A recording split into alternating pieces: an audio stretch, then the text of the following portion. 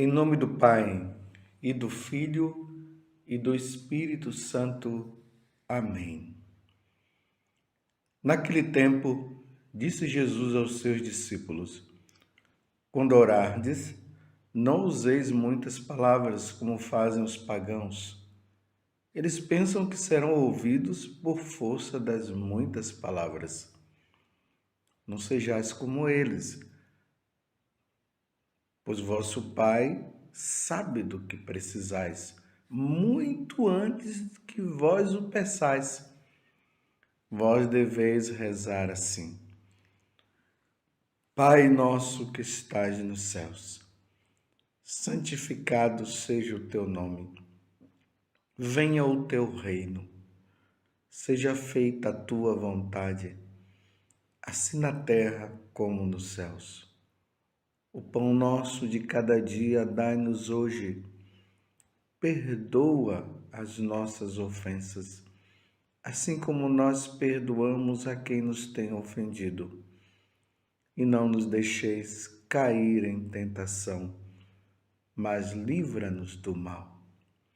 De fato, se vós perdoardes aos homens as faltas que eles cometeram, vosso Pai que está nos céus também vos perdoará. Mas, se vós não perdoardes aos homens, vosso Pai também não perdoará as faltas que vós cometestes. Palavra da salvação.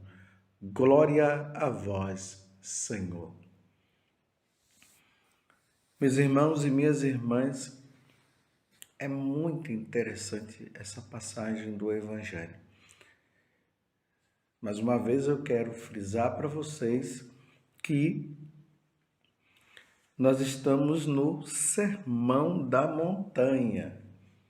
Esses capítulos 5, 6 e 7 do Evangelho de São Mateus fala justamente desse sermão que Jesus fez, levando as pessoas a tomarem consciência do segmento que nós precisamos fazer para com Jesus.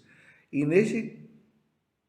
neste segmento exige também a santidade. Há um caminho de santidade a fazer. Não basta somente erguer os braços para Jesus e dizer: Senhor, eu te aceito como meu Salvador e Senhor, e ponto final, e acabou. E agora que eu aceitei Jesus como meu Salvador, Ele está pronto para resolver todos os meus problemas, mas acabo por não praticar o que Ele pede. Tempo perdido. Infelizmente, essa foi uma das coisas que Martinho Lutero fez. Ele disse que basta ter fé. Tendo fé em Jesus, as outras coisas são resolvidas. Não tem problema se você adultera, não tem problema se você rouba, não tem. No final, todo mundo vai ser salvo e ponto final. E não é bem assim. É preciso que nós cooperemos com a graça de Deus. Não são. Temos que cooperar. Deus, Ele nos encaminha e Ele nos dá a graça para que nós possamos ganhar esta salvação. Por isso que lá no próprio Evangelho de São Mateus, lá no capítulo 24, quando Jesus vai falar a respeito da sua segunda vinda, ele diz que vai separar os cordeiros das ovelhas. As ovelhas vão ficar à esquerda e os cabritos, né? Não é o cordeiro, são os cabritos, vão ficar à esquerda. Porque estive com fome e não me deste de comer, tive fome e não me deste de beber. Então, aqueles que tiveram fome e as pessoas não deram a comida para ela, até mesmo por maldade, não ganharão o reino dos céus. Então aqui está se falando o quê? De um pecado.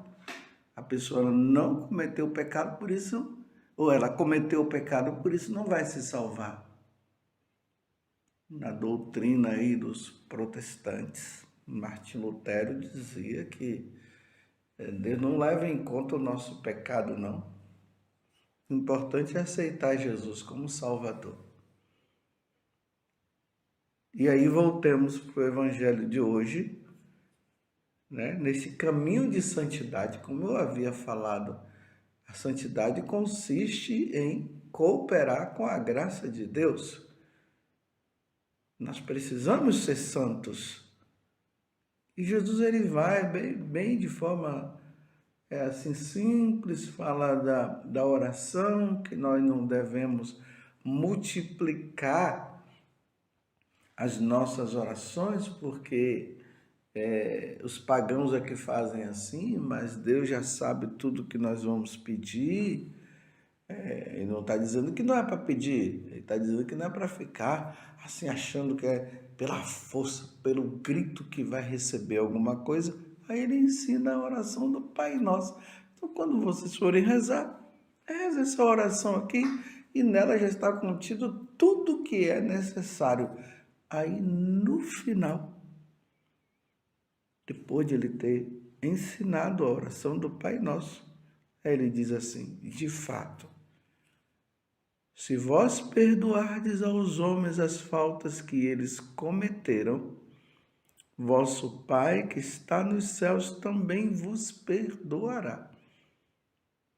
Está vendo a condição? Se eu perdoar as faltas que os outros cometeram, o Pai também vai perdoar.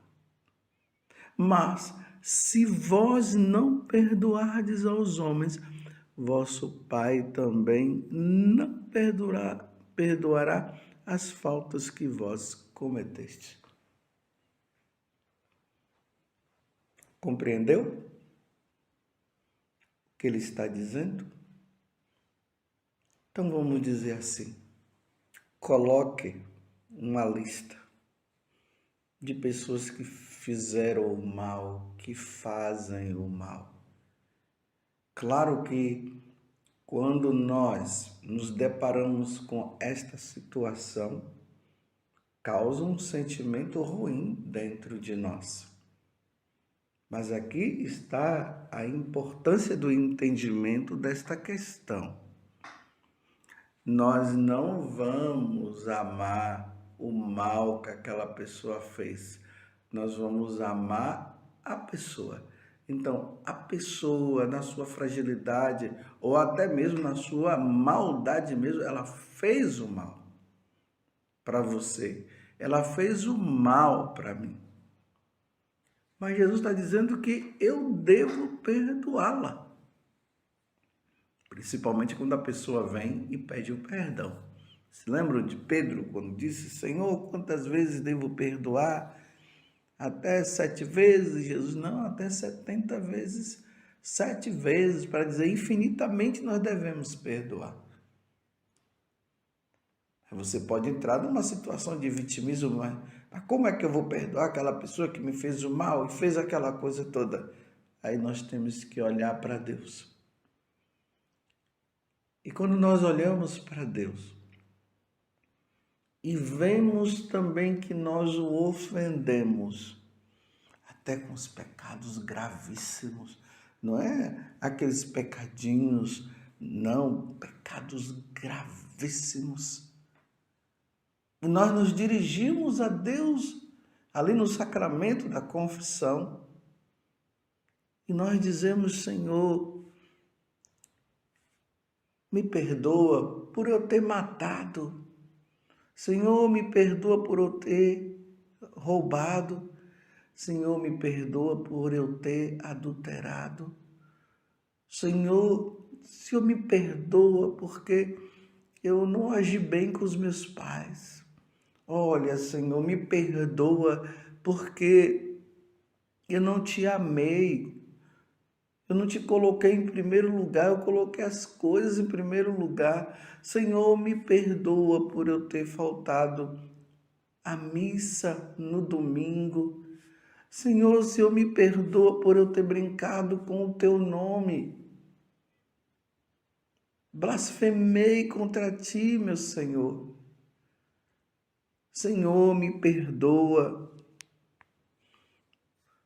por eu não ter sido fiel à vida de oração. É incrível, meus irmãos, como o coração de Deus é. Ele vai e diz, eu te perdoo. E olha que vocês viram que eu fui citando os mandamentos da lei de Deus, porque quando nós infringimos os mandamentos da lei de Deus, que são pecados gravíssimos, era para Deus não nos dar o perdão. Mas quando nós nos dirigimos a Ele, Ele nos perdoa. Aí agora, quando o outro faz para conosco, aí não, eu não vou perdoar, eu não vou perdoar. Quantas pessoas que ficam se justificando diante da maldade do outro e diz, não, eu não perdoo, não, eu quero que aquela pessoa, ela vá para o quinto dos infernos. Eu quero que um avião caia em cima dela, porque não é possível que ela seja tomar. Eu não perdoo, não, nunca vou perdoar. Meu Deus do céu. Uma vez eu fiquei escandalizado. Eu digo para vocês que eu fiquei com a atitude de uma pessoa que é muito religiosa. E ela dizia assim, eu prefiro ir para o inferno do que perdoar aquela pessoa. Imagina, pessoa que prega o evangelho, uma pessoa que está ali à frente, é um líder. Ele usou essa expressão, mas ele não falou brincando, não. Ele estava falando com seriedade. Eu prefiro, isso ele dizendo, ir para o inferno do que perdoar aquela pessoa. Aí um dia eu fui lá e chamei a atenção dela, disse, olha, quero te falar uma coisa como padre. Uma vez que você falou que você prefere ir para o inferno do que perdoar aquela pessoa, para o inferno tu irás. Porque no céu não se entra pessoa que não deu o perdão. Porque se Jesus está dizendo assim, aqui no final, mas se vós não perdoardes aos homens, vosso Pai também não perdoará as faltas que vós cometestes. Então significa que uma vez que o Pai não perdoa as faltas que cometestes, então vai para o inferno. Se Deus não deu perdão, claro, um coração endurecido, a pessoa não quer perdoar. O Pai perdoa, ele não quer perdoar, então ele vai para o inferno. Você quer ir para o inferno, meu filho? E minha filha, você quer ir para o inferno? Uma vez que você está dizendo que você não vai perdoar? Graças a Deus, essa pessoa depois ela refletiu e ela disse que iria perdoar. Espero que tenha falado com sinceridade. Espero. Porque se foi apenas algo do momento, porque aqui tem uma coisa, meus irmãos, o tentador, o diabo, a antiga serpente, Satanás, como diz lá no livro do Apocalipse, ele faz com que nós lembremos ou relembremos as situações. Por exemplo, muitas vezes nós dizemos, eu perdoo, está perdoado, porque o perdão é um ato de vontade. Quando eu digo, está perdoado, está perdoado. Mas o demônio fica fazendo a pessoa relembrar as situações.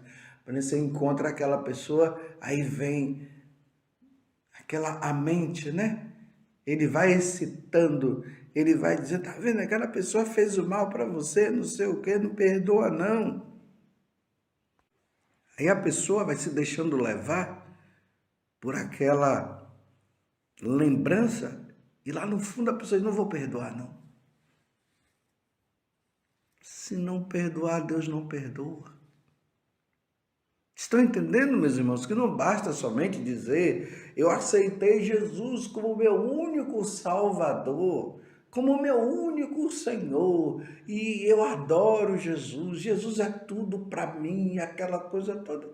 Mas na hora de perdoar, não dá o perdão, isso é fingimento. É puro fingimento. Como irás se salvar sem dar o devido perdão? Eu sei que tem pessoas que viveu situações muito difíceis, que humanamente não teria como a pessoa dar esse perdão. Mas peça o Espírito Santo. Peça força a Deus. Diga ao Senhor, Senhor, olha, com minhas forças eu não consigo não. E quando eu relembro, me dá uma coisa aqui dentro de mim, me ajuda, meu Deus, me ajuda. Tá vendo esse pedido que você está fazendo? Isso aqui é uma oração. Deus vai te conceder a graça, ou melhor, Ele já te deu a graça. E uma vez que Deus deu a graça, você coopera pedindo, aí Deus concede. Aí Deus perdoa também. Eu vou até dizer aqui uma coisa. Se humanamente você não consegue, mas você está pedindo, mas você não está conseguindo, mas você está pedindo, você está se humilhando, Deus os perdoará pelo fato de você estar querendo. Agora, se entrega dizendo eu não vou perdoar, eu não consigo, aí já começa dizendo assim, eu não consigo. Mas se você não consegue, então você está frito. Se você está se entregando, dizendo, não tem mais jeito, não vai ter jeito. Peçamos, meus irmãos, no dia de hoje, esta graça. Não vamos nos colocar numa situação de vitimismo. O vitimismo não faz parte do catolicismo. O vitimismo não. O que faz parte do catolicismo é enfrentar as diversas situações. Imagina que coisa maravilhosa, né? Aquela pessoa que te fez o mal, que você dizia que não ia perdoar, que você não queria ver essa pessoa nem pintada na tua frente, que você desprezava, que você desejava o mal. Como tem pessoas até que vão nessas religiões aí, naturais, e vão lá para pedir lá para aqueles líderes religiosos para fazer o mal para aquela pessoa que fez o mal para ela. Imagina! E depois de você ter vivido tudo isso e hoje você olha para aquela pessoa, depois de você ter pedido a Deus a graça e você conseguiu perdoar, e você olha para aquela pessoa sem aqueles ressentimentos, sem aquelas coisas dentro de você, talvez até o relacionamento não volte a ser igual como antes. Mas você consegue olhar para aquela pessoa e se ela pede um copo de água, você dá. Se ela pede um alimento ali, se ela está necessitada, você vai lá e ajuda. Apesar de ela ter feito tanto mal para você, meu Deus, isso é vitória. Você está compreendendo? Isso é vitória. É digno do reino dos céus. Imagina você chegar lá no céu, sendo aplaudido pelos diversos santos e anjos que estão lá, e Deus, a Santíssima Trindade, da maior alegria, dizendo: esse daqui perdoou aquela maldade que o outro fez. Vinde bendito de meu Pai. Compreendeu como é que as coisas se dão? Agora, se não perdoar, ele vai dizer: afastai-vos de mim. Você não é digno de estar aqui no céu porque você só fez odiar. E o que é que você vai fazer? Vai se defender? Não, mas Senhor, ele fez tanto mal para mim. Tanto mal você fez para mim, eu te perdoei. Por que você agora não quer perdoar? Estão vendo a lógica, meus irmãos?